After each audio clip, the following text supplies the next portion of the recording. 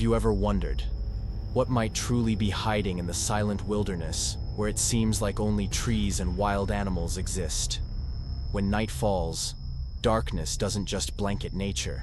It also conceals things no one dares to name. In today's video, I'm going to share 4 true hunting horror stories, chilling encounters experienced by ordinary people caught in situations that were anything but ordinary.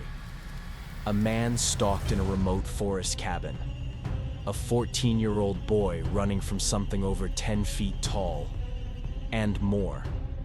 If you think you're brave enough, turn off the lights, put on your headphones, and step into the dark. Story 1. The Stranger in the Closet.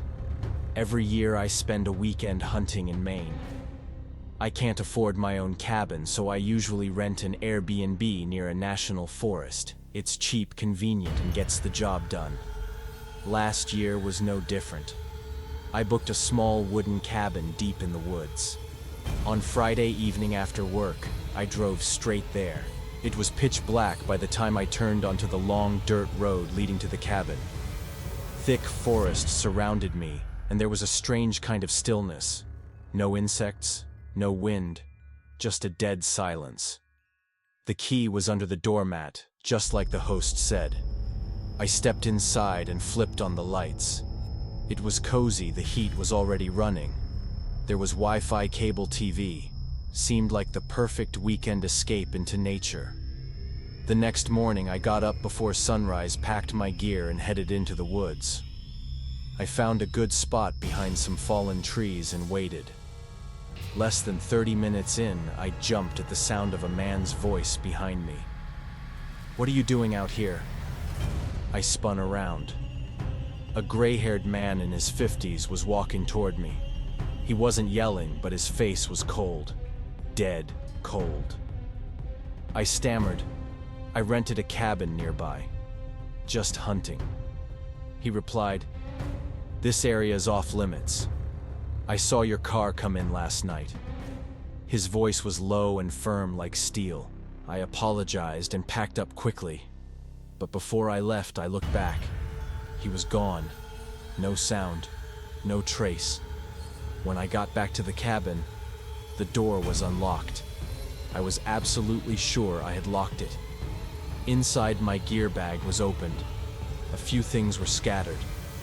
Maybe I was just tired and misremembered. Or maybe someone had been here. I searched every corner. No one. Still unease followed me the rest of the afternoon. I went into the nearest town, grabbed some groceries, then came back to rest.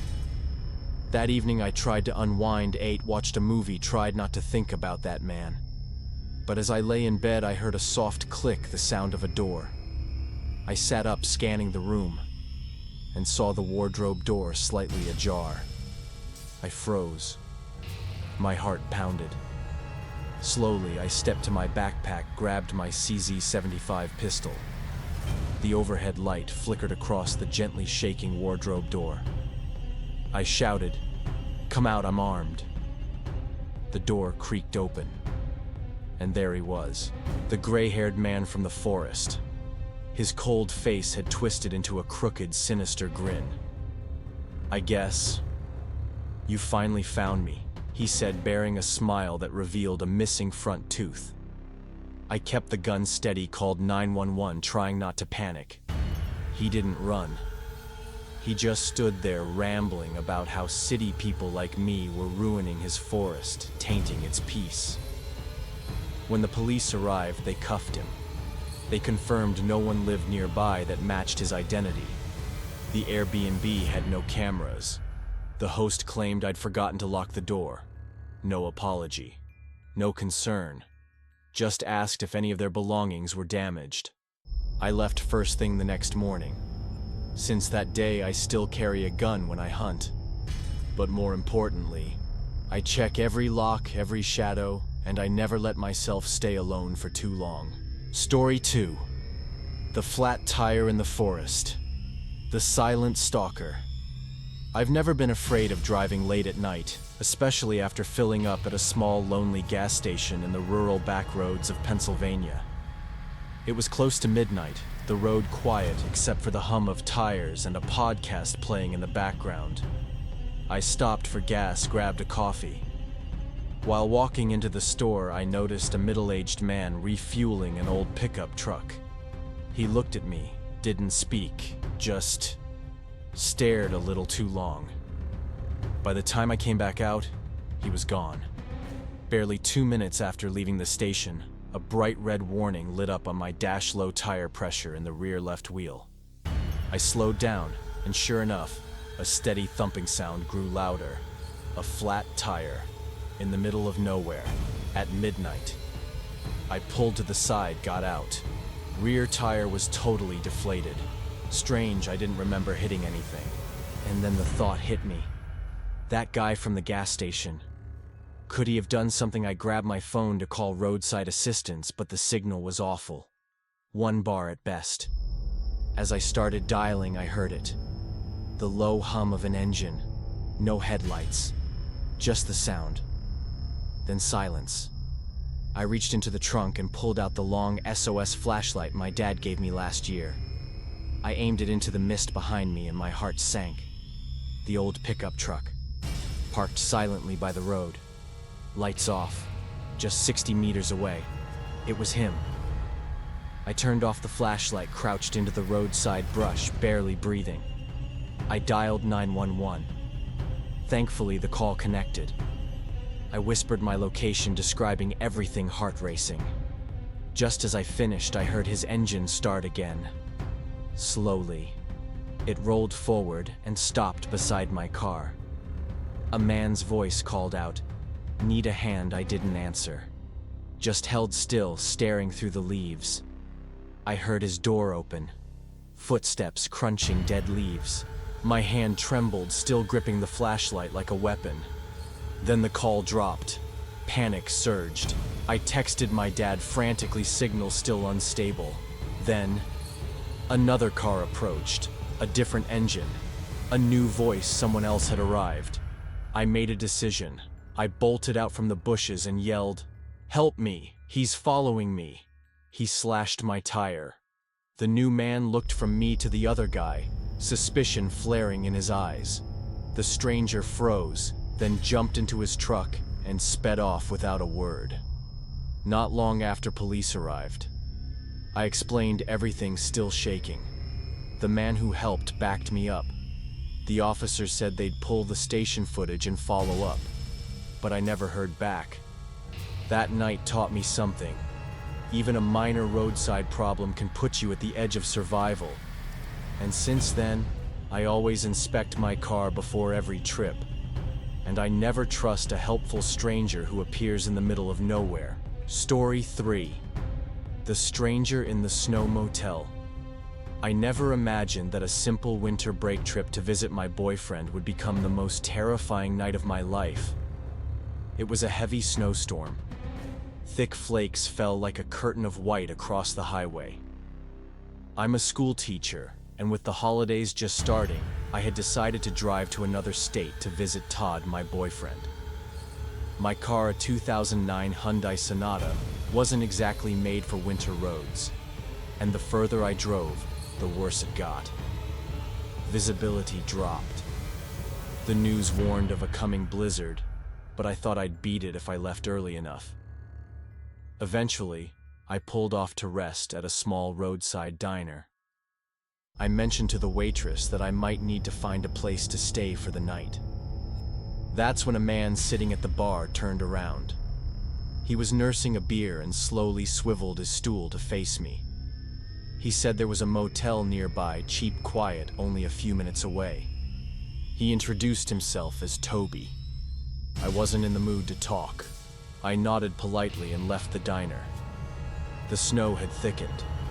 I followed his directions and arrived at the motel, a small, run-down building with a flickering neon sign glowing dimly through the snowfall. At the front desk, the clerk said almost nothing. He handed me a key and pointed to a ground-floor room. The room was old, cheap wallpaper, red carpet, worn thin but good enough for one night. I tried to FaceTime Todd, but the signal was too weak. So I walked back to the front office to ask for the Wi-Fi password. On my way, I passed a newly arrived car in the lot. Someone was inside watching me. I couldn't see their face clearly. Back in the room, the Wi-Fi was so bad, we gave up on video. Todd and I switched to texting. That's when I heard a soft clack like something inside the bathroom. I looked up. The bathroom door was closed. I tried to remember had I closed it earlier. Then it hit me. I'd left the room earlier to get the Wi-Fi password, and I hadn't locked the door behind me. I rushed to the entrance, and yes, it had a simple twist lock on the inside. It didn't lock automatically. I opened the door and froze. Fresh snow blanketed the path outside, except for one set of footprints leading from the parking lot from the exact car I'd seen straight to my room. No return footprints. I sprinted back to the front desk, gasping, telling the clerk someone was in my room. He stared blankly, then picked up a phone and called someone, not the police. He spoke in a language I didn't recognize. Probably a friend. I turned toward the glass window of the front office and saw my door open. And then him. Toby.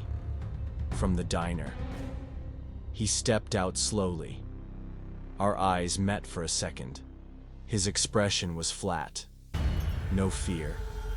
No guilt. He turned and casually walked to his car, got in, and drove away, tires rolling over snow like nothing had happened. A large man arrived shortly after, probably the clerk's friend. Neither asked if I was okay. They just offered me a free room change. I accepted. I had no other choice. Todd offered to drive over, but I told him not to. The roads were dangerous. The next morning I left as soon as the snow let up a little. On the road I called the diner to warn them about Toby. They didn't know anyone by that name. That night I don't know what Toby was planning. And I don't want to know. But ever since I've never stayed alone in a strange motel again. Story 4. The Shadow Beneath the Trees. It was October 1986. I was 23 at the time, working as an electrician in rural Kentucky. During late autumn afternoons, I loved to go hunting, not for meat, but for peace. Out there in the woods, there were no bills, no angry customers, just wind and the sound of rustling leaves. That day I went to a place we locals called the Ridge. Remote, forgotten. It used to be a coal site, now overgrown and wild. I parked my three-wheeler near a narrow trail, grabbed my bow knife, flashlight, and tree stand, and hiked deep into the dense woods. I found a solid tree and climbed up to a perch nearly 20 feet off the ground, perfect for watching the moonlight wash over the forest. I waited until nightfall. As the sun set, a bluish-gray light covered the forest floor. I heard rustling leaves, thought it might be a deer, but nothing came. Around 8 p.m., I decided to climb down. As soon as my boots touched the ground, I got a strange feeling. No crickets, no wind, just absolute silence. I turned on my flashlight and tried to head back, but the trail was gone. The trees, the underbrush, they seemed wrong, rearranged, like someone had wiped away the path. I navigated by moonlight, walking for half an hour before finally reaching the clearing that led back to my vehicle. Just as I thought I was safe, I stopped. In the center of the path, under the pale moonlight, was a black shape, tall, still blocking the way. Maybe 6 feet high. My heart pounded. I thought maybe it's a tree, or a deer. Don't panic.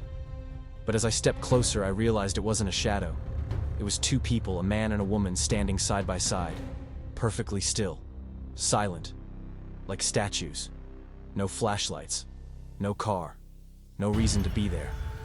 They didn't move, didn't speak, just stood in the middle of a remote forest trail at 9 p.m., a place only locals even knew how to find. I approached cautiously, gripping an arrow tightly, ready to draw. From about 10 meters away, I called out, "It's cold out. You two okay?" No response. No movement. My spine chilled. I walked past them, trying not to show fear.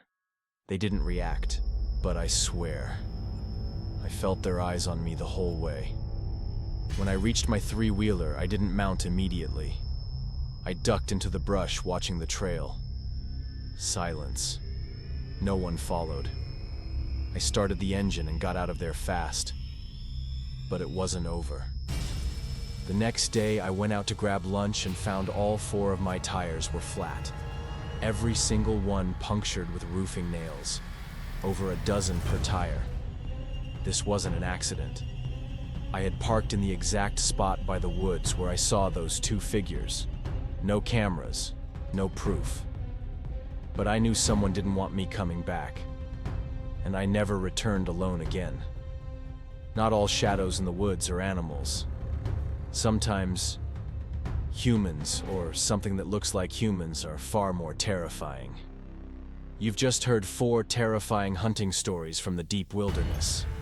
We often think wild nature is dangerous because of animals, but more often it's the darkness itself. And whatever hides inside it, that brings real horror. Have you ever experienced something strange in the woods? Share your story in the comments below. And if you want to hear more spine-chilling tales like these, don't forget to subscribe and turn on the bell. I'll be your storyteller, and I'll see you again in the next dark place.